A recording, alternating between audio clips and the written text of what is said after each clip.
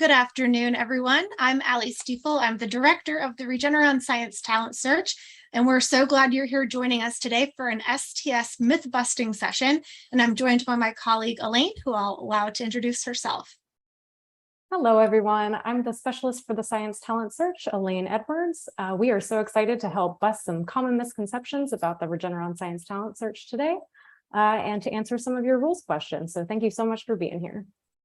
That's right. And thank you to everyone who sent in questions and myths for us to bust. Part of our job that we love is that we interact and we get to help students like you or recommenders, adults who are supporting students like you to help make sure that you have the correct information and help you with your application process. One of the things we've been doing this cycle, or actually the last few cycles, but including this one, our webinar series that you found here today. So this is our third one of the year. We recommend that you tune back, check our YouTube page, and you'll find the prior two sessions.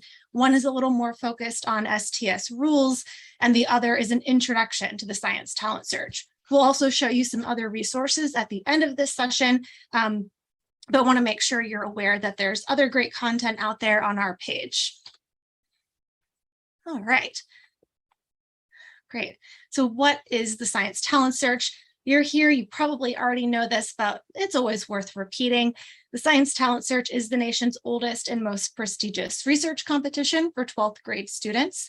The program is a little different than other science competitions out there in that we look for scientific leaders of the future through a holistic review process. So we don't always look for just the best research. We look for well-roundedness, all kinds of signs of leadership in your application. We really want to get to know you and your potential.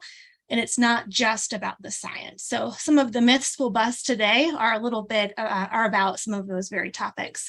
We also give out some crazy great prizes. So throughout the cycle of the Science Talent Search, we award more than $3 million every year to deserving high school students and their schools, including our first place prize of $250,000. So another great reason to apply. The application is currently open through November 9th. We always tell students, take a screenshot of this image here. You're not going to want to miss our deadline. It is pretty strict, and you still have plenty of time. That's the good news. So if you haven't opened your application, now is a great day to do so. Today, we're going to bust some myths together. We have a list here. We have 3 rounds of myths that Elaine and I will rotate talking about. We'll let you know if they're true or if they're false. Between each round, we have a short interlude for you to share a little more information. So with that, we'll get started. Elaine, you want to take the first myth? I would love to. The first myth we have right here is Regeneron Sts is expensive. This is completely false.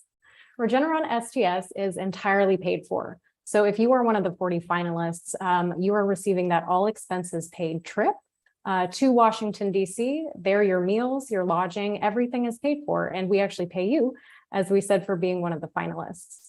This is also true, though, if you're applying or if you're a scholar. It is completely free to even enter STS. There are no application fees. You should not even have to pay for your test scores if you're choosing to submit those. We allow things like a screenshot from the website versus paying to have those given to you. So STS is not expensive. It is very much the opposite.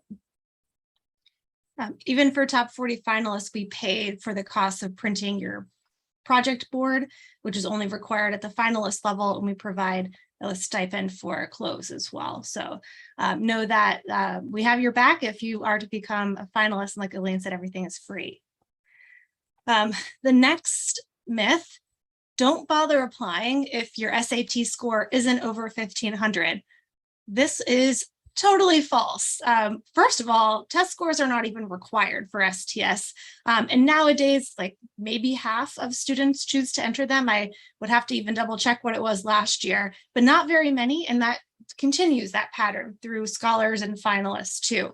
So it's not required. It's just an extra bonus point. Why would you submit if you if you don't have to, I mean, that's up to you. If you want to show off your great scores, great. Some students prefer to show off their great GPA or something else awesome about themselves. Yeah, totally optional. We don't even ask if you took these tests anymore. And we actually have been test optional for like 10 years. So this the pandemic didn't really impact our process in that way. And then if you do choose to submit, I mean, 1,500 is a great high score. We have students who become finalists who have lower scores. So yeah, don't let that impact you. You don't even have to share them.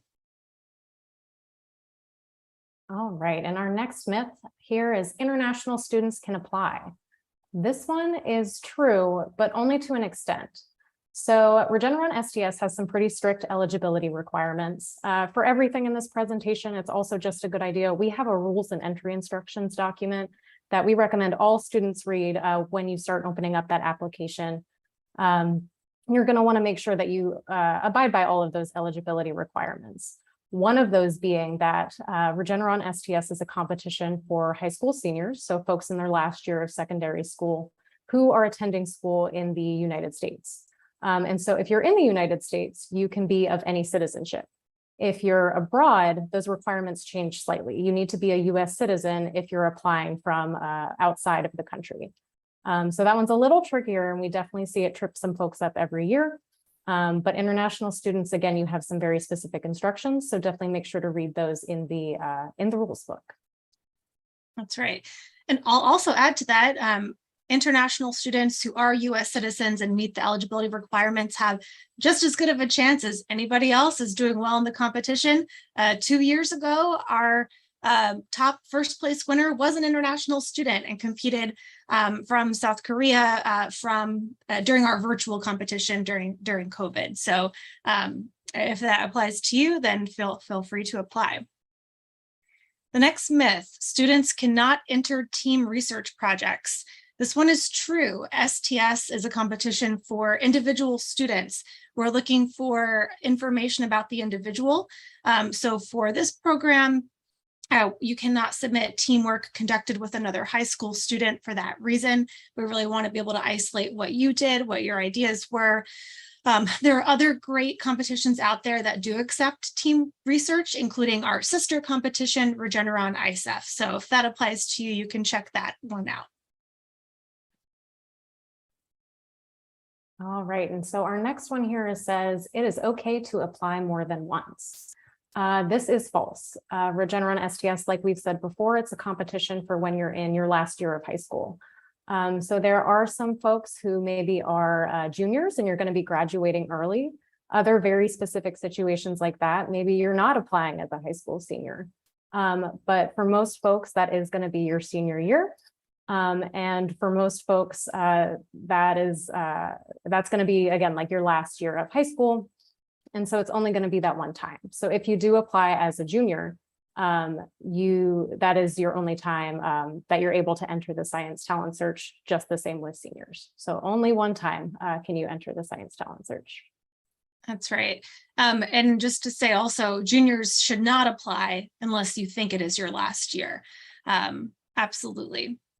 The next question is engineering projects and inventions are not welcome. This is totally false. We have engineering projects and inventions that enter STS every year and do very well.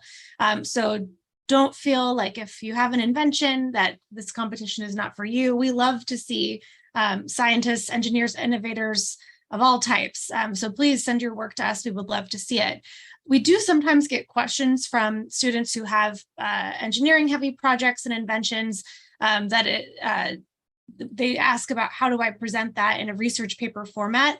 We know it can be a little bit tougher. There are great examples out there.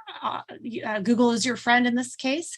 If you're running trials to test your invention, that's always a great thing to include right in your paper. You want to see the data about how it's working and how you're testing it, but it's very, very doable to enter STS.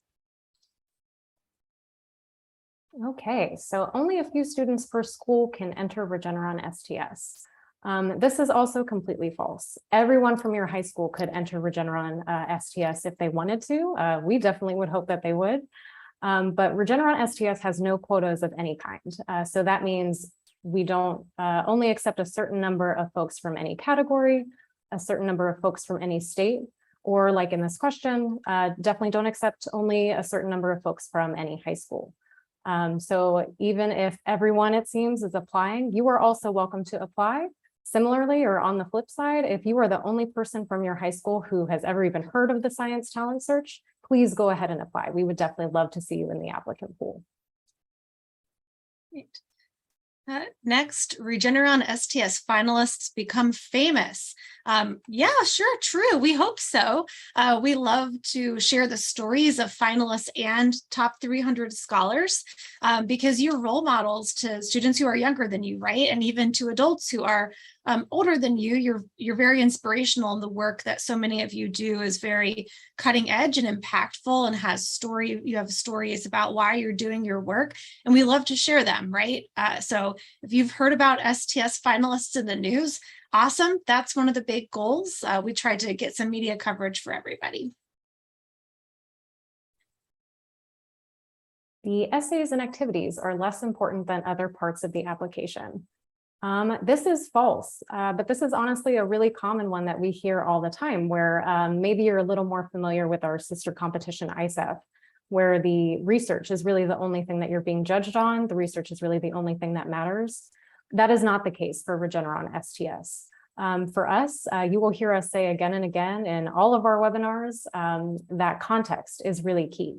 So we want to know, we want to have a more holistic understanding of who you are, not just as a scientist, but also as a leader in your community. What are the things you're passionate about? Where do you spend your time?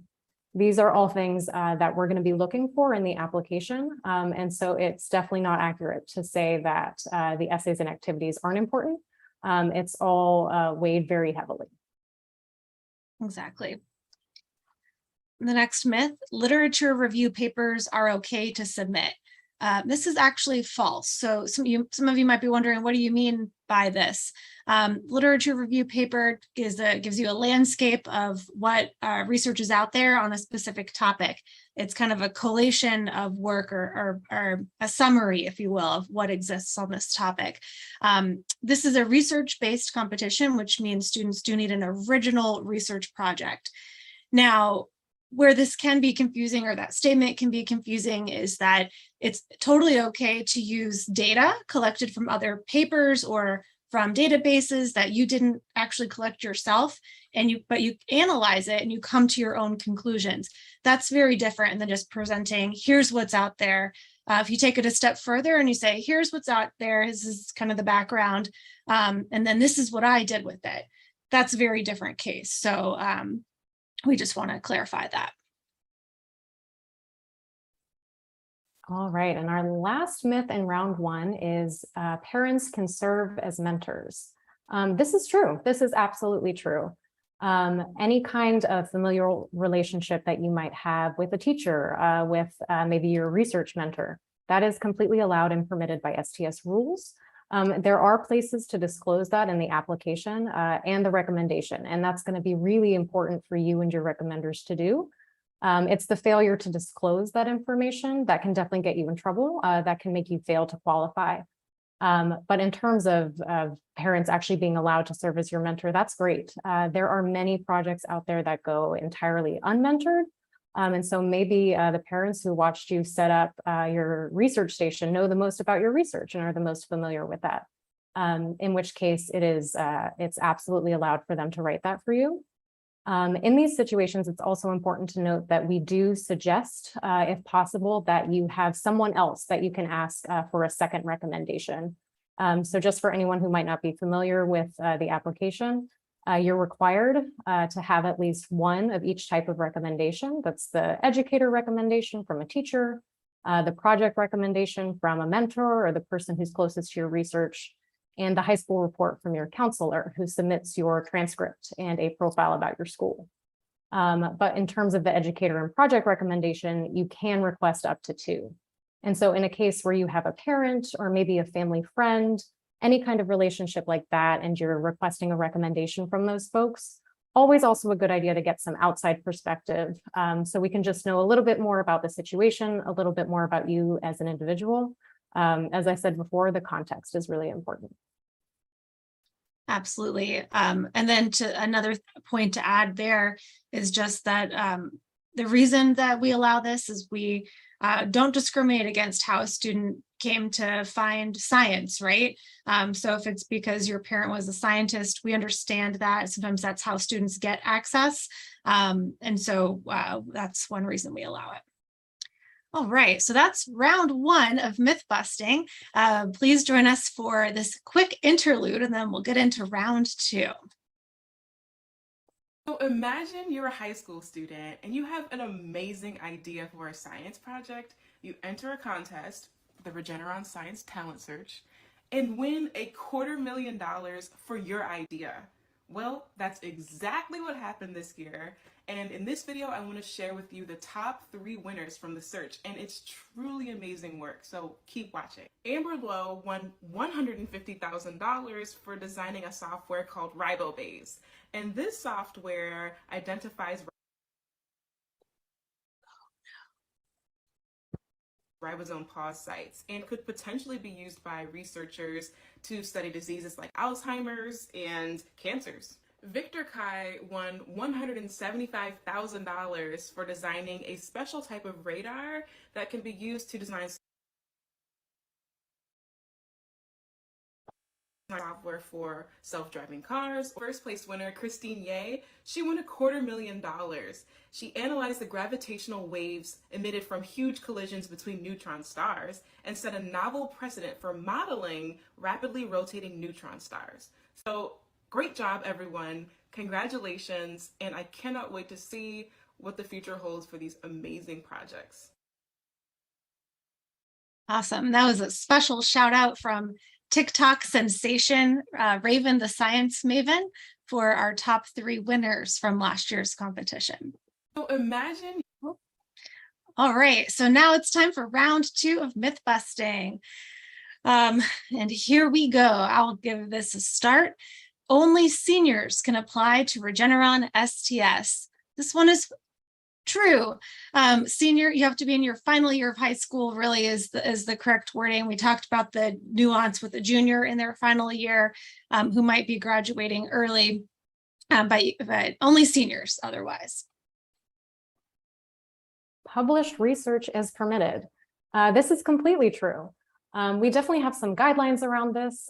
For instance, maybe you submitted a paper as part of a lab, and it's definitely your research, but it's under the head of your lab's name. This is super common. However, we do recommend that unless you are the first or sole author, you submit a different paper to us. And the reasons for this are mostly because we want to be able to verify the independence of your research. We want to know what you did, and that can be really difficult if it is the published work of a lab, even if you're telling us like, hey, this was mostly my work. And so the rules on this can vary in terms of what is being published, in terms of what discipline you're in. We know that first author, sole author can all be confusing. So in a lot of cases, what makes sense is to submit your own very unique paper to Regeneron STS, but take the time, take the opportunity in the application to explain to us that, hey, I have this published paper that's really similar to this research. Make sure to link us to that. We both want to celebrate you, and we both want to make sure that that's flagged for our plagiarism screening. We want to make sure to be able to fairly reward you for the work that you've done. Absolutely. On the flip side of that too, it is not necessary or required to submit published work. So if you haven't yet published your work, or maybe you don't plan to, or maybe it's you're about to submit it for publication, it's all good. All right, Regeneron STS tracks silly questions and the number of emails you send. No, we do not. That is false. Well, we don't have time to do that. We're trying to get back to you when we can. And there's no reason behind that. Like I said, we're here to try to help when we can. please feel free to email our account. We will continue to start to staff it up so that students get faster responses throughout the fall. Now that school's back in session, yeah, send us your emails. It has no impact on your application. Don't feel worried about upsetting us or offending us. Or if you find something weird, like something's not working in our application, tell us. We want to fix it to make it better for everybody. So don't feel bad. We want to help. The prize money can be used for anything. So again, a bit of context on this for STS, for anyone who doesn't know, we award prizes at multiple levels of entry. And so the top 300 scholars are all going to receive $2,000. Their schools also receive $2,000 per scholar. So that's pretty awesome. Finalists all receive at least $25,000 in addition to that trip to DC for finals week. And then the top 10 winners receive between $40,000 and $250,000 based on where they end up in that top 10. So yeah, that's a lot of money. That's definitely a really good reason to apply as well. However, it cannot be used for anything. That is false. This is a scholarship. It's not just a prize award that you can spend on anything you want. So it does have to be used for your education. For the scholar awards that go to schools, this money has to go towards science research at the school. So a very common question, a very good question, but it is a scholarship. Yeah, and just to clarify on that even a bit more, if schools don't have a research program, it can be used towards any scientific activity at the school. If you're in that position where you're in the top 300, your school's going to get all kinds of information and they'll tell us, but it just does need to be used towards STEM in general. And then also the top 300 scholar prizes are actually cash prizes that you can use on whatever you would like. It's just the finalist prizes that need to be used towards education. Great. It's okay to submit a poster instead of a research paper. That is false. This is a research-based competition that requires a written research report or research paper. In our official rules book on our website, it's linked in the frequently asked questions page. You can find a guide. It's a 2-page document that tells you what you need to include in that research report. Don't upload just a project board. That's not enough information, unfortunately, for this program, and it's not going to serve you well. So take the time to write that paper. It's a good exercise. It's a good learning opportunity. There are all kinds of guides on the internet to support, or perhaps your school as well, but you will need to write in your research up in the form of a paper. Links to external websites are not permitted anywhere in the application. This one is true. And so this definitely we know can also be a very annoying rule. We hear that a lot, definitely from folks who wish to, maybe you've built a really cool invention and you want to show a video for the judges. So unfortunately, that is something that we don't allow. There are very specific instances in the application where we'll ask for a website, like maybe your school's website. That obviously is completely permitted.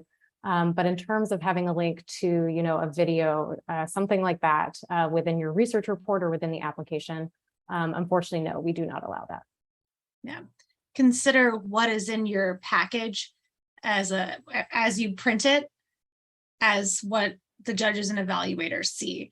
The good news is that if you do print it, which I've heard sometimes students do when they're applying, if they want to, read through it in that way before they submit it, you'll find that it prints at about 90 pages. So 90 pages per student who applies are read by 3 PhD scientists minimum. That's a lot of content about you. So keep that in mind. We got a lot on you. You can explain it in other ways through other questions in the application, but no external links. That's just one of several reasons why we don't allow that. Students can use research submitted to other competitions. True. This is true unless you submitted team research to another competition, or unless you submitted research to another competition that does not otherwise adhere to our rules, like say, violated our human and animal rules, which you should check out if you worked with humans or vertebrate animals or PHBAs. Especially check out our official rules book. There are some differences in paperwork that you need and even what's permitted to apply. between STS and ISF and other programs out there that might borrow from our rules. So yeah, but if the rules align, you certainly can submit research that you've entered in another competition. That doesn't bother us at all. The more chances you can win money with your research, we think the better. Very well said. All right, Regeneron STS Finals Week is one of the best weeks of finalists' lives. True. We like to think that this one is true, and we definitely hear that from our finalists over and over again. Filling out this application, going through judging, all of it can be really stressful, and we totally understand that. And so that's one of the reasons that we try to make this the best week of your life. We have a bunch of fun activities. We help finalists make connections with not just 39 other amazing peer scientists, but also scientists in different industries, some really big names too. You join our alumni network, which is a great way to get internships, future jobs, mentorship. Finals week in general, we think we're a little biased, but we think it is definitely one of the most fun weeks of all time. And so we definitely want as many people to take up that chance as possible. Absolutely. All right, the next one, only one finalist can be selected per school. That is false. So we do not have any kind of caps or quotas in terms of entrants or who we choose as winners. So if we feel that there's more than one student at your school who has a deserving application, we will name them a finalist. We see this, very often if you look at our finalist groups, and there are reasons we allow this. We very much love to see students from all over the country applying and all over the country being successful. We also know that, there are magnet schools out there that draw students from the entire state, and that might be a good reason why, there are multiple students from that school or whatever. So yeah, that is totally fine. Colleges love Regeneron STS. This one is also true. Colleges absolutely know this competition. They know our history. They also know the quality of these scholars and finalists who make it into this competition. And so it's definitely a good thing to put on your college applications. We definitely hear from finalists all the time. I know one last year said, as soon as I was announced as a finalist, I got a full ride scholarship to my college of choice. So that's definitely not a one-time thing either. We hear that all the time. So colleges really do love to see the Science Talent Search, whether you're a finalist or a scholar, on your applications. That's right. We also help you out in this process too by if you are named to the top 300 or the top 40, we will notify a list of all the colleges and universities that are in the US. And if you have any outside the US, we have a form where you can let us know to let them know of your accomplishment, because we know kind of for many schools, some of our announcement dates fall between when you've already submitted your college application and when they make their decision. So we try to make sure they have the information they need before decisions are made, help you out in that way. The next one, STS reveals the names of all entrants. This is false. And this is something worth mentioning because for some of our other competitions, the names of students who competed are public and who didn't make the next level for whatever reason. We don't reveal them for STS. It is anonymous. So if you apply and you are not selected as a top 300 winner, no shame in any of that game, right? Like it's a competitive program. And you might have an amazing project that does very well at ISF. We just can't name everyone a winner, unfortunately. So we don't release the names of entrants. Some of our programs that do the Broadcom Master's Middle School program, we do that for that program because they're nominated. It's a little bit different. So, but we do not for this program. All right, and our last one in this round, it's okay if you don't have any recommendations. We talked about this a little earlier, so if you've been watching, you should know the answer, but false. There are required recommendations. Like we said, you're gonna need to request at least 3, one from a teacher, one from someone, a mentor who's really close to your research, and one from your counselor. That's more just a report, or that's more just an upload of your transcript. And so, yeah, recommendations are definitely required. Yeah. You are required to request the recommendations in the application. There's a big caveat here that is worth mentioning, which is that if an adult fails to complete a recommendation on your behalf, it is not held against you and that your whole entry is disqualified. However, it can make things a little tougher to verify. Like the more information we have about you from multiple sources, the better. And you can reassure your recommenders that, you know, the form doesn't take that long to fill out. I know sometimes we all want to be perfectionists and double check our spelling and all of that kind of stuff, but it really doesn't matter. What matters is there's something written down on paper. Speak from the heart, take the 10 minutes, even that really helps us out. So if that helps you, help them get it done, please pass that along. Like you can write all lowercase from your phone and it's really okay, just as long as we get some of that information. But again, if they fail to submit on your behalf, we've still had many students every year make it to become finalists who are lacking recommendations. So it can still happen. All right, our next interlude, enjoy this video. And I'm here with this young lady who you might recognize. That's your daughter. And I just want to say thank you for raising such an extraordinary young lady. I'm just so impressed by her intellect, by her accomplishments. She's only 18 years old. And I'm just excited about her future. Bizrat Hashem, she will go on and do great things. So thank you. Thank you. And all the best to your family. I hope to meet you in person one day when I'm back home in Bergen County, to where I grew up. All the best. Take care now. Bye-bye. Bye. Awesome. So a fun message from Senator Cory Booker to STS finalists from 2019, Ella Finer's family back home in New Jersey. Very special moment.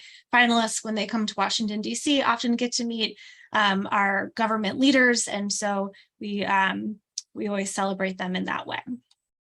And I'm here with... All right, time for round 3. Elaine, you want to take the first one? Absolutely. All right, so here we go. If you don't take all AP classes, you shouldn't bother applying to STS. This is definitely false. Like we said before, it's a very holistic competition, right? And so if you haven't taken a lot of AP classes, maybe your school doesn't even offer AP classes. That's going to be important for us to know. Likewise, and again, on the flip side, maybe you did take all AP classes, and that's also important for us to know, right? We want to know everything that you're doing to be a leader, what is taking your time. So just important, again, to give us that really holistic understanding of what your situation is, what your life circumstances and school circumstances are like. Yeah, that's right. We totally understand that that's not always the best for everybody, right? So you do you. The next one is if you have not competed at ISEF, you don't stand a chance at STS. That's totally false. Many students who become finalists or scholars have competed at ISEF, definitely not even close to all of them. The structure of these competitions are very different.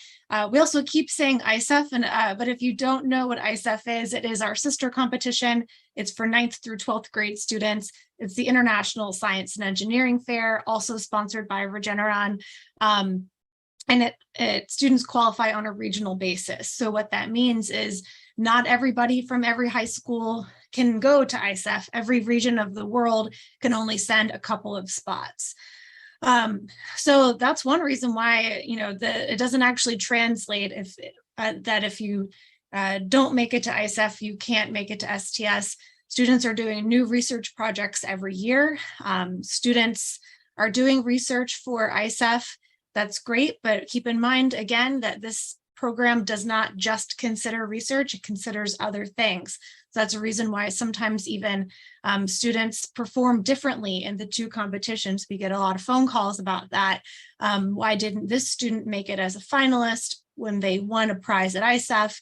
There could be reasons for that. And we also have more students entering who are in this age group. So there are a lot of reasons why that's just not true. STS favors students from certain states. Again, this is also false for all the reasons that we've just talked about. No quotas, no categories of any kind. You definitely see concentrations of students or of research programs. And so that's also something that we receive a lot of calls or a lot of questions about. Like, there are a lot of students from California or New York, for instance, and not as many from another state. This again has a lot to do with the distribution of research programs, but we definitely want folks from all over the country to apply. If it's, like we said, the first time that you as a student from your high school are applying, we absolutely still want you to apply. So there is no favoritism during the evaluation or judging process based on the state that you're coming from. Yeah, it's a numbers game. Like she said, concentration. It's where some states are more represented just because we get more applications from those states. Research conducted at home stands as good of a chance as research conducted in a lab. That's true. We've had many students do so well in the program doing research at home. We know things changed for students a lot in the pandemic of where you could do research, how you could do research. A lot of students' plans changed and they had to do research at home. And good news, they have all fared very well. It opened new doors for a lot of people. So we support it. We have always supported it. We're seeing a lot more of it. I think our last couple of winners, many of them have conducted research at a home environment, including Christine Yee, our winner from last year. So yeah, got as good a chance as anybody.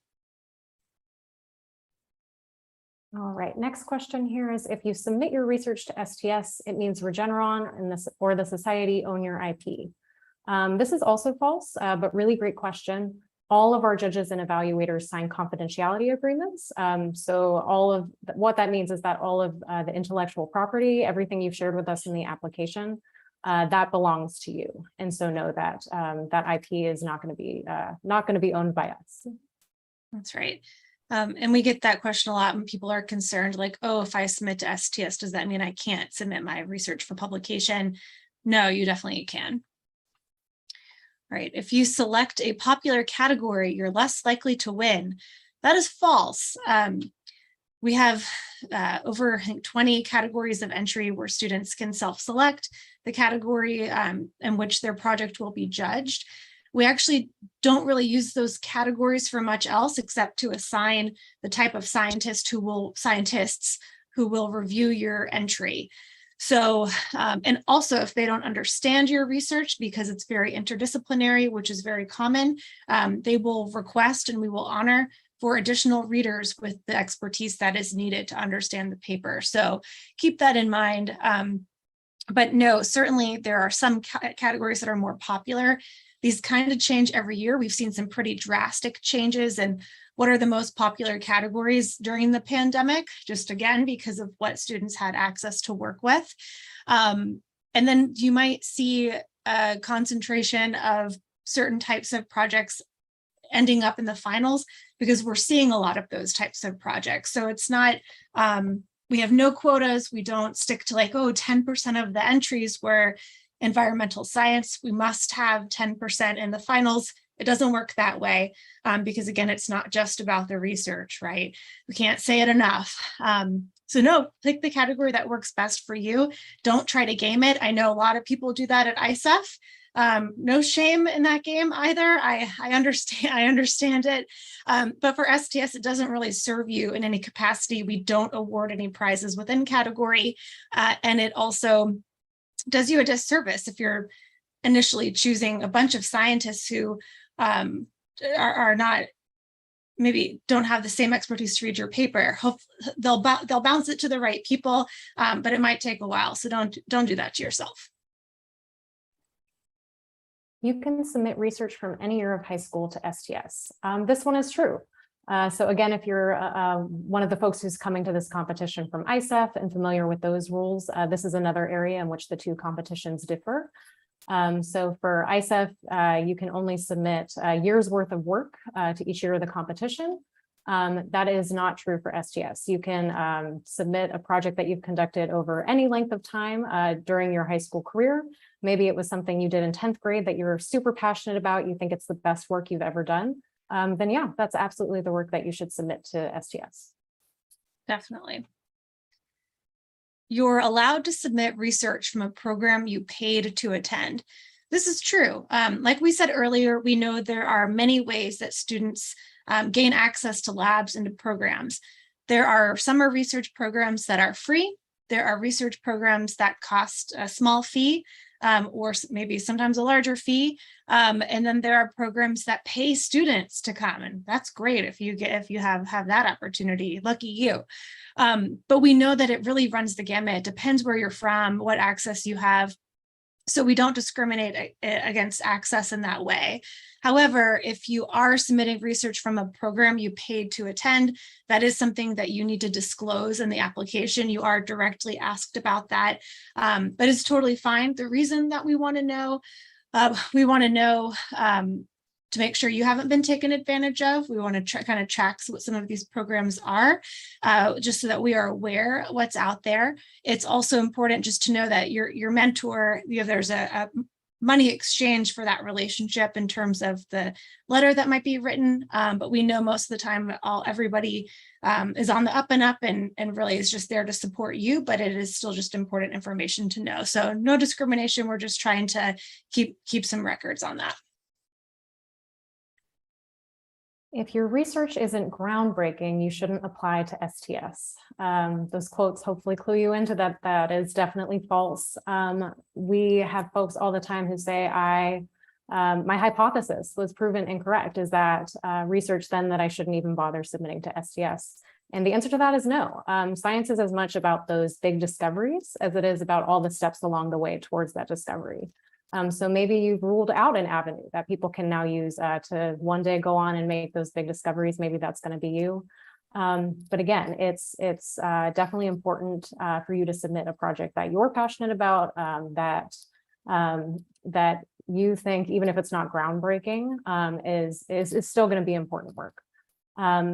Also, again, something we can't say enough is that the research isn't the only aspect. And so maybe if you're not as confident in your research, but you have an extremely strong extracurricular record. You think that you have done some great science. You are hugely passionate about continuing with science, and you've demonstrated that in your community. You're a leader.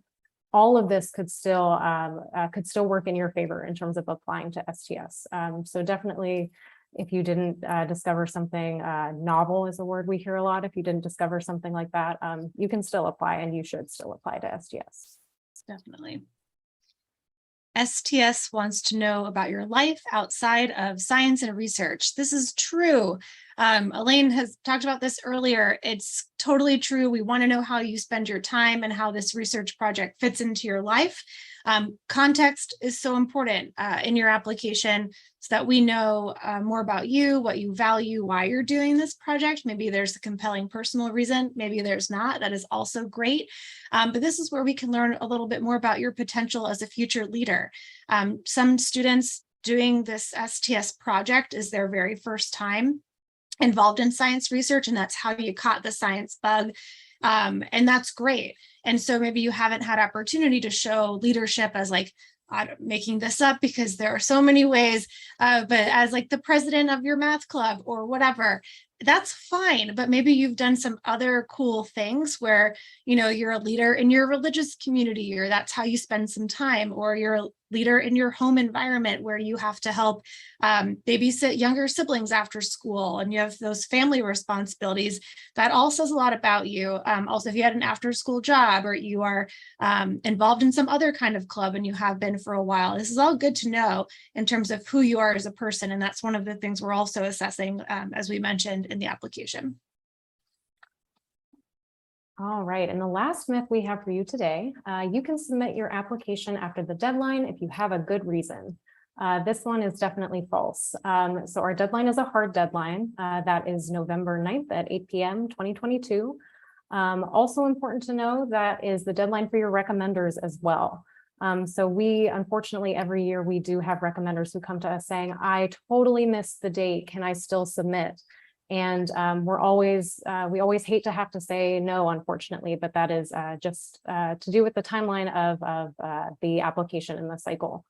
And so definitely make sure to get that application in before that deadline. We recommend 24 hours in advance is what we call our technical deadline. That means if you run into some wild technical issue, we guarantee that we're going to help work with you to fix that if you get it to us before that deadline. So definitely, just in case anything goes wrong, highly recommend opening that application early and getting it submitted early, because we don't accept anything, recommendation, application, or otherwise after the deadline. Yeah, that's exactly right. We're very strict about that. Don't set yourself up for heartbreak. It's heartbreaking for us too. So please work on it now, and you'll have it done. I believe in you. All right, one more interlude for you. My name's Christine Yee. I go to Eastlake High School in Sammamish, Washington, and I'm super excited to be a Regeneron Science Talent Search finalist. My project is about using these mysterious ripples in space called gravitational waves to learn about the universe's most extreme objects like black holes and neutron stars, and to measure properties of those populations that are really important for us astrophysicists and physicists to know. We humans have been looking at the universe with our eyes and with telescopes and using light for many thousands of years. I hope my project kind of reveals the significance of gravitational waves as a new way of learning about the universe. For me, being part of the Science Talent Search, for one, provides a sense of reward and legitimacy because I've been working on this research for several years. But when people see like a teenager doing science that seems like a real science, they like almost can't believe it. And so being part of the Science Talent Search, I'm really glad to be kind of part of this movement of getting young people into science early and getting them to do this kind of research, because it doesn't take years and years and years of training or a doctorate to have important connections and make important thoughts. You just need a little bit of perseverance and creativity. The first place winner and the recipient of a $250,000 award, Christine Yee. Amazing. I can't wait to go call my parents and my friends and tell them. I'm just so grateful to everyone here for the incredible experience I've had this week. I feel like every single person here deserved, and they are already a winner by being here as well.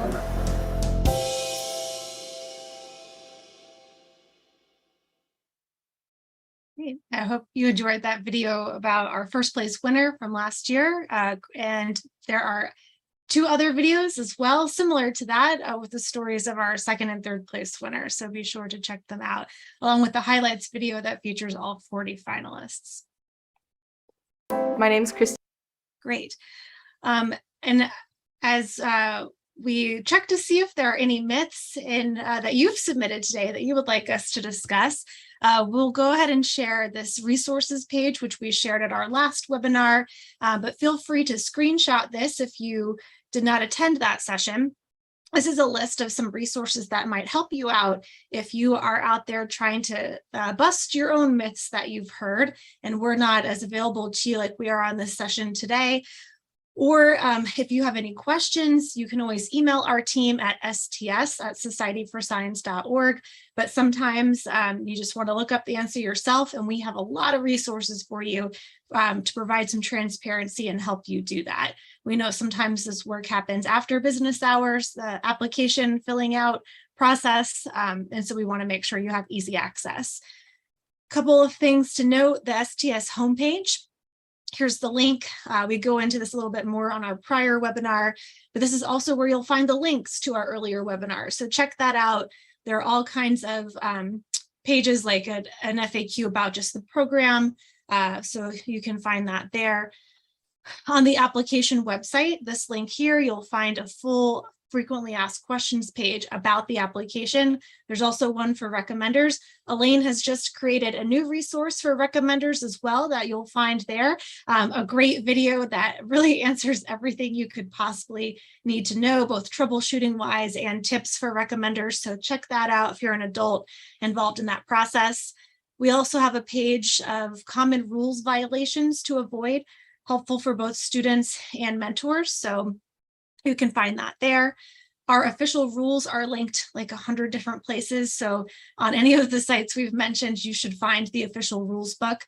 But please do check that out, especially if you're an educator supporting students. That's a an event you'll want to do on an annual basis. We have a resources page that on the application that has links to all kinds of videos that tour you through our platform and show you some of the tips and tricks for like saving your work, that kind of thing. And yeah, email us if you have other questions. Elaine, are there other myths that we need to bust today? There are definitely a couple questions in the chat. Let me read out our first one here.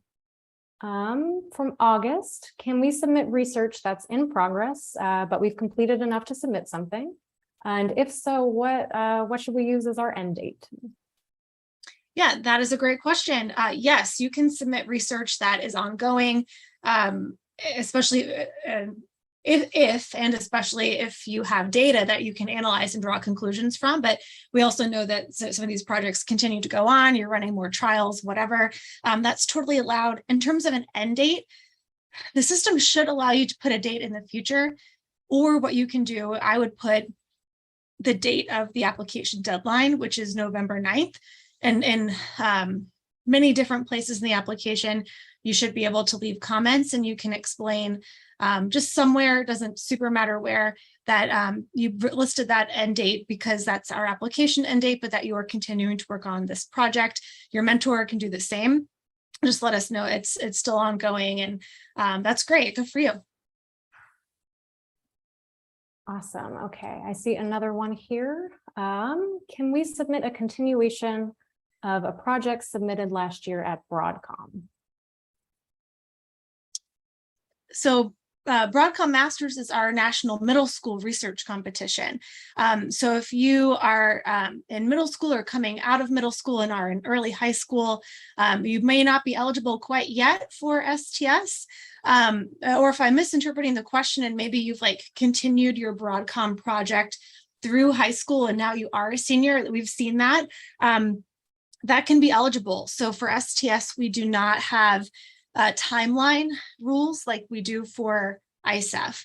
So what that means is that students can submit research conducted over any length of time, including maybe starting in middle school. And it also doesn't have to be conducted in the last year. You could have done your whole project your freshman year and you're submitting it now to STS.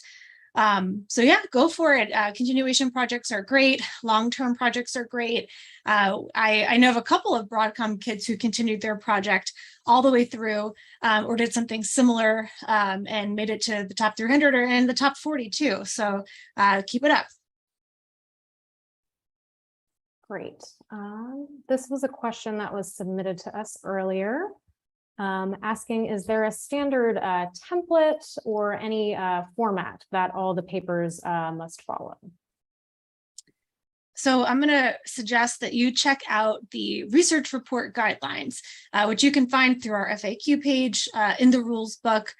It's another document that's linked to a lot of places, including like in the application in that task, which is task 5. You'll also find a link to the research report guidelines.